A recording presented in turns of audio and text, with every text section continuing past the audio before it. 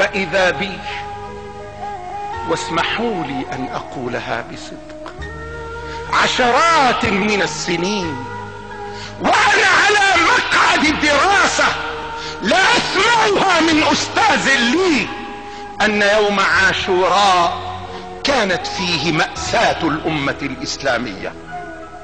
لماذا كانوا يخفون عنا ذلك؟ سامحهم الله. قال خوفا من أن تتأثر فتتشيع. خوفا. هل تخبأ الحقائق خوفا من المذاهب؟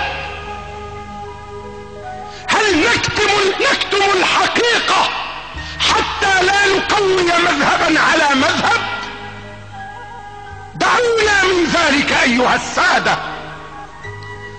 فقد مضى زمان يستعمل فيه الدين متكئا لسياسة الأشخاص، وقد مضى الزمن الذي يستغله من سمي بأمير المؤمنين ظلما ليعيش في الأرض فسادا.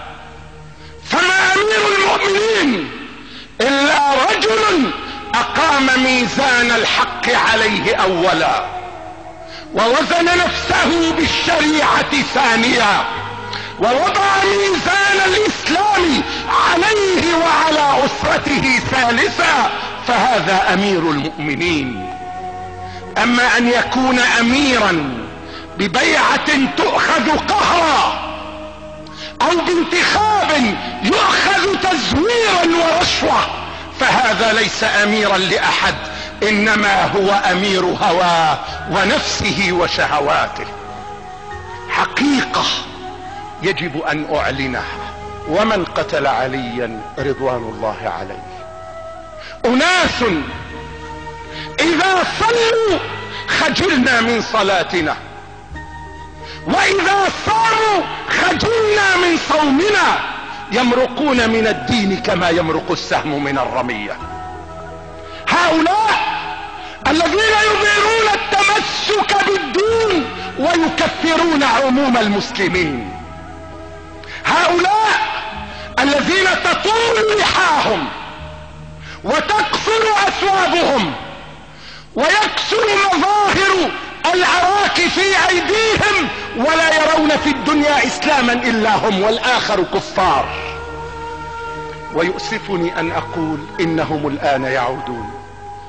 فقد رأيت في هذا الحج شباب البوسنة وقد درسوا في بلد عربي إسلامي، فصاروا يمرون علينا ولا يقولون السلام عليكم.